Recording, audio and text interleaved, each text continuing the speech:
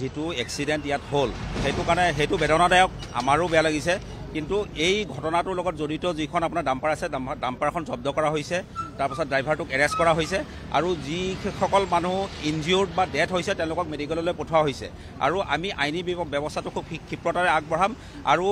যি ইনজিউৰ্ড বা ডেথৰ ক্ষেত্ৰত যিখিনি কম্পেনচেশ্যনৰ যিখিনি ব্যৱস্থা কৰিব লাগে সেইখিনি আমি সোনকালে কৰাই দিম আমি ইয়াত কোনো ত্ৰুটি নাৰাখোঁ গাড়ীখন জব্দ হৈছে এক্সিডেণ্ট কৰা ড্ৰাইভাৰটো এৰেষ্ট কৰা হৈছে আৰু ইনজিউৰ্ড আৰু ডেথ মানুহখিনিক ইতিমধ্যে মেডিকেললৈ পঠাই দিয়া হৈছে আৰম্ভণিতে অলপমান মানে ল এণ্ড অৰ্ডাৰ টাইপ চিটুৱেশ্যন এটা হৈছিলে কিন্তু সেইটো কণ্ট্ৰল কৰা হৈছে ৰাইজেও সহযোগ কৰিছে গতিকে ৰাইজক মই ধন্যবাদ জ্ঞাপন আপোনাক মই সঠিক সংখ্যাটো এতিয়া নকওঁ ময়ো 3 শুনি আছোঁ 2 শুনি আছোঁ কিন্তু যিহেতু আমি আহি পোৱাৰ আগতে মেডিকেললৈ পঠাই দিছে গতিকে আমাৰ মেডিকেলৰ যোনখন থানা আছে ভঙাগড় থানা ওচিক মই কৈছোঁ তেওঁ গৈ জাগাত গৈ সৰজমিন তদন্ত কৰিব ট্ৰেফিকৰ মানুহ গৈ সৰজমিন তদন্ত কৰিব তাৰপাছত মই সঠিক এটা হিচাপ দিয়াটো মোৰ কাৰণে ঠিক হ'ব মানে জিএমচিএইচত ভৰ্তি কৰোৱা হৈছে আটাইকেইটা ভৰ্তি কৰা হৈছে এইবিলাক এতিয়ালৈকে ওলোৱা নাই কিয়নো আমি এক্সিডেণ্টৰ পাছতে মানে এটা আইন শৃংখলাজনিত পৰিস্থিতিৰ সন্মুখীন কৰিব লগা হ'ল সেইটোত আমি ব্যস্ত হৈ থকাৰ কাৰণে এতিয়াহে অলপ ফ্ৰী হৈছে মানুহবিলাক আঁতৰি গৈছে আপোনালোকক অলপমান দেৰিকৈ আমি বস্তুবিলাক জনাই দিম